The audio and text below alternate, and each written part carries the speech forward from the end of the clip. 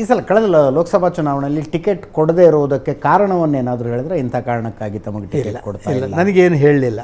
ನಾನು ಪ್ರಾರಂಭದಲ್ಲೇ ನಾನು ಕಂಟೆಸ್ಟ್ ಮಾಡೋದಿಲ್ಲ ಅಂತ 6 ತಿಂಗಳ ಮೊದಲೇ ಡಿಕ್ಲೇರ್ ಮಾಡಿದ್ದೆ.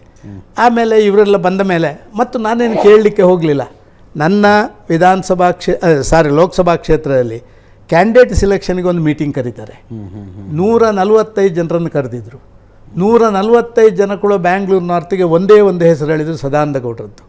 ನಮ್ಮ ಕೋರ್ ಕಮಿಟಿಯಲ್ಲಿ ಕ್ಯಾಂಡಿಡೇಟ್ ಸಿಲೆಕ್ಷನ್ ಆದಮೇಲೆ ಇದೇ ಈಗಿನ ಅಗರ್ವಾಲ್ ಇನ್ಚಾರ್ಜ್ ಇದ್ದವರು ಒಂದು ಮಾತು ಹೇಳಿದರು, ಸದಾನಂದ ಗೌಡ ಜಿ ಆಪ್ ಕ್ಯಾ ಕಮಾಲ್ ಕರ್ ದಿಯಾ, ಏಕ್ ನಾಮ್ ಬಿ ನೈ ಆಪ್ಕಾ ಊಪರ್ ಅಂತ ಹೇಳುವಂಥದ್ದನ್ನು ಹೇಳಿದ್ದಾರೆ.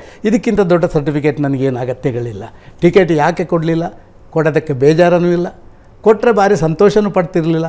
ನನ್ನ ಇತಿಮಿತಿ, ನನ್ನ ಕೆಪಾಸಿಟಿ ಎಷ್ಟುಂಟು ಅಷ್ಟು. ನಾನು ಯಾವುದೇ ಸಂದರ್ಭದಲ್ಲಿ ನಾನು ಮುಖ್ಯಮಂತ್ರಿ ಆದ ಮೇಲೆ ಇವತ್ತಿನವರೆಗೆ 30 ವರ್ಷದ ರಾಜಕಾರಣದಲ್ಲಿ ನಾನು ಬ್ಯಾನರ್ ರಾಜಕಾರಣಿ ಆಗಲಿಲ್ಲ, ನಾನು ಸೋಷಿಯಲ್ ಮೀಡಿಯಾ ರಾಜಕಾರಣಿ ಆಗಲಿಲ್ಲ, ನಾನು ಪಬ್ಲಿಸಿಟಿ ರಾಜಕಾರಣಿ ಆಗಲಿಲ್ಲ.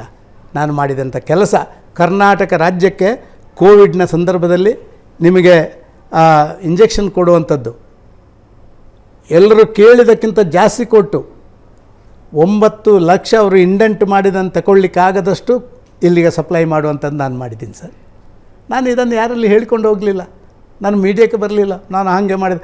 ಇವತ್ತು ಟಾಯ್ಲೆಟ್ ಉದ್ಘಾಟನೆ ಮಾಡಿದರೆ ಅದರ 10 ಪಾಲು ಖರ್ಚು ಮಾಡ್ತಾರೆ ಪಬ್ಲಿಸಿಟಿಗೆ. ಅಂಥ ಸಣ್ಣ ರಾಜಕಾರಣ ನಾನು ಮಾಡಲಿಲ್ಲ ಅಂತ ನನ್ನ ಅನಿಸಿಕೆ. ಇವತ್ತಿನ ಕಾಲದಲ್ಲಿ ಇಂಪಾರ್ಟೆಂಟ್. ಇವತ್ತು ಪಬ್ಲಿಸಿಟಿ ಇಲ್ಲದೆ ರಾಜಕಾರಣಿ ಆಗಲಿಕ್ಕೆ ಸಾಧ್ಯನೇ ಇಲ್ಲ, ದುಡ್ಡಿಲ್ಲದೆ ರಾಜಕಾರಣಿ ಆಗಲಿಕ್ಕೆ ಸಾಧ್ಯನೇ ಇಲ್ಲ, ಗುಂಪುಗಾರಿಕೆ ಮಾಡಿದರೆ ರಾಜಕಾರಣಿ ಆಗಲಿಕ್ಕೆ ಸಾಧ್ಯನೇ ಇಲ್ಲ, ಬೆಣ್ಣೆ ಹಾಕದೆ ನೀವು ಯಾವ ಪೊಲಿಟಿಕಲ್ ಲೀಡರು ಮೇಲೆ ಬೆಳೀಲಿಕ್ಕೆ ಸಾಧ್ಯ ಇಲ್ಲ. ಇದೆಲ್ಲ ಇವತ್ತು ಇರುವಂಥದ್ದು ಸರ್. ಅದರಲ್ಲಿ ನಾನು ಅದಕ್ಕೇನು ಬೇರೆ ಆಲೋಚನೆ ಮಾಡೋದಿಲ್ಲ. ನಾನು ಒಬ್ಬ ಸಂತೃಪ್ತ ರಾಜಕಾರಣಿ. ನನಗೆ ಪಕ್ಷ ಎಲ್ಲ ಅವಕಾಶ ಕೊಟ್ಟಿದೆ. ನನಗೆ ಟಿಕೆಟ್ ಕೊಡಲಿಲ್ಲ ಅಂಥೇಳಿ ನಾನು ಯಾರ ಬಗ್ಗೆನೂ ಮಾತಾಡಿಲ್ಲ. ಯಾರು ಟಿಕೆಟ್ ಕೊಡಲಿಲ್ಲ ಅಂತ ಗೊತ್ತಿದ್ದರೂ ಕೂಡ ನನಗೆ ಟಿಕೆಟ್ ಕೊಡದವರ ಮೇಲೆ ನನಗೆ ಕೋಪ ಇಲ್ಲ.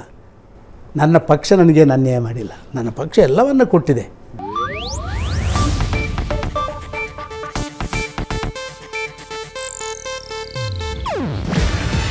ಇದು ಏಷ್ಯಾನೆಟ್ ನ್ಯೂಸ್ ನೆಟ್ವರ್ಕ್ ಪ್ರಸ್ತುತಿ.